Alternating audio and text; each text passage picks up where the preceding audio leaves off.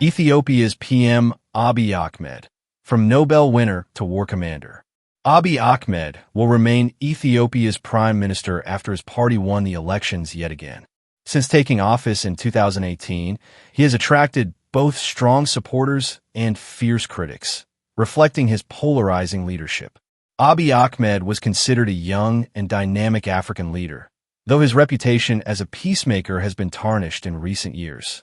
Abiy Ahmed is likely to continue his role as Ethiopia's prime minister after his Prosperity Party won another comfortable parliamentary majority in the June 1st elections. The party took nearly 90% of seats. The results were released on Sunday after voting in several polling stations was suspended due to security issues, and no voting took place in northern Tigray for a second consecutive election. Abiy is now awaiting the formality of election by the House of People's Representatives.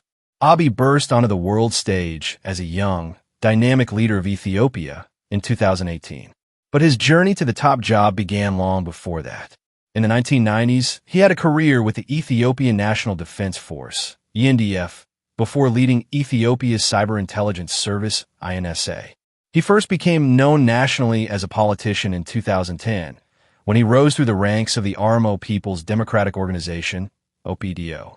In 2018, the party changed its name to Oromo Democratic Party, ODP. He was subsequently elected to the House of Representatives, and in 2016 became the Minister of Science and Technology in Addis Ababa. However, he soon returned to his home province of Oromia to serve as head of the OPDO Secretariat. Abiy wins Nobel Peace Prize in 2018. Abiy Ahmed's meteoric rise came in 2018, when he became one of the nation's youngest ever leaders. But it was not just his youth that excited so many, it was also what he represented. Born to a Muslim father and a Christian mother in 1976 in western Ethiopia, Abiy became the first Oromo chairman of the ruling four-party coalition, the Ethiopian People's Revolutionary Democratic Front, EPRDF. His appointment signaled a shift in Ethiopian politics, because although Oromos make up around a third of Ethiopia's approximately 136 million citizens, Tigrayans had dominated the country politically until then. The Tigray People's Liberation Front, TPLF, the dominant party in the EPRDF, had until that point exerted a sizable influence on Ethiopia's political and economic fortunes since the fall of the Mengistu Haile Mariam-led military regime in 1991. The TPLF also controlled the ENDF and intelligence services. But it was Abiy's overtures to neighboring Eritrea, with whom Ethiopia had fought a bloody war between 1998 and 2000 that claimed more than 80,000 lives, that garnered him international attention. He introduced sweeping reforms and promised to accept the Eritrea-Ethiopia Boundary Commission, EBC, ruling, which ensured that the border town of Badme would belong to Eritrea. Previous Ethiopian governments had refused to implement the ruling. Airline and telephone connections were established, and the two nations reopened their embassies. The Eritrean leader Isaias Afwerki and his counterpart, Abiy, sealed their friendship by visiting each other's capitals. For his part, Abiy Ahmed capped 2019 by being awarded the Nobel Peace Prize. His work on the domestic front also drew attention. Political prisoners were released, parties were unbanned, female political participation boosted, repressive laws amended, and Abiy was hailed in Western circles as a new hope for the Horn of Africa.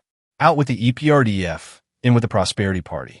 In 2019, Abiy founded the Prosperity Party to amalgamate the interests of Ethiopia's various ethnic groups. However, some observers say its main purpose was to diminish the political power of the TPLF.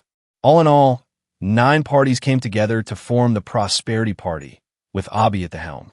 Tigrayan leaders condemned this merger as illegitimate and withdrew their personnel and resources to Tigray's state capital, Mekelle, precipitating a rapid decline into conflict. In late 2020, as the COVID-19 pandemic preoccupied much of the world, tensions between Tigray's leadership and Prime Minister Abiy Ahmed's government came to a head. After the federal government postponed national elections, Tigray proceeded with its own regional election in September 2020, which Addis Ababa declared illegal and responded to by severing relations with the regional administration. In November 2020, following attacks by Tigrayan forces on ENDF bases in Tigray, Abiy ordered a military operation against the TPLF. Eritrean forces later joined the conflict alongside Ethiopian federal forces. A devastating war followed, causing hundreds of thousands of deaths, according to many estimates, and there were widespread allegations of atrocities committed by multiple parties. Major hostilities formally ended with the Pretoria Peace Agreement in November 2022, although implementation remained uneven, and Eritrean forces were reported to remain in parts of Tigray afterward. The war with Tigray also tarnished Abiy's reputation as a peacemaker abroad and led to the curtailment of individual freedoms domestically. The partnership with Eritrea also drew criticism after it emerged that Eritrean soldiers had committed atrocities against Tigrayan civilians. Abiy's government forces are currently battling the Fano militia in the Amhara region. Ironically, the same fighters backed the ENDF during its war with the TPLF. Abiy Ahmed oversees GERD completion. A major milestone for Abiy and Ethiopia came with the completion of the Grand Ethiopian Renaissance Dam on the Blue Nile, which had been under construction since 2011, costing $5 billion, 4.35 billion euros, and funded domestically. It is considered a major investment in Ethiopia's energy and water security and its regional ambition.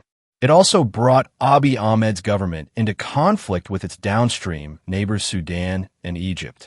Egypt has long viewed Ethiopia's damming of the Nile as an existential threat, though Abiy has been at pains to stress that the GERD will bring prosperity to the whole region. Abiy's ambition to make Ethiopia a regional power and specifically have direct access to the Red Sea has also put Eritrea on edge. While there seemed to be a brief thaw in ties between Asmara and Addis Ababa in 2018 due to Abiy's reforms, that optimism has now diminished as Eritrea seeks to defend its interests against the perceived threat of war with Ethiopia. Thank you for staying with us. Don't forget to like, share, and subscribe to this channel.